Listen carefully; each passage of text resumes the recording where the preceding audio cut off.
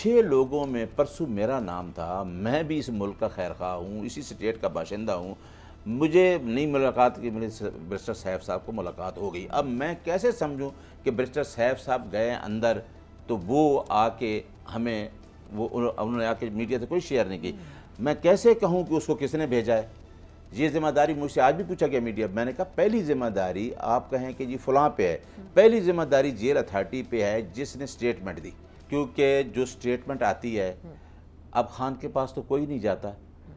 अब उनके अगर खान के पास तर्जमान को जाने दिया जाए या उसके सेक्रेटरी जनरल को जाने दिया जाए तो मैंने आपको बताया है कि उनकी स्टेटमेंट आपके सामने आएगी।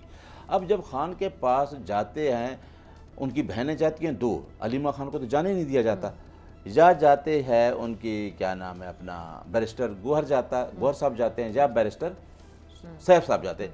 उनकी आप स्टेटमेंट लें, अगर चेयरमैन की स्टेटमेंट आती है या मेरी स्टेटमेंट आती है तो हमें खान साहब ने पोजीशन दी हुई है। सब्सक्राइब करें और बेल दबाएं ताकि कोई खबर रह न जाए।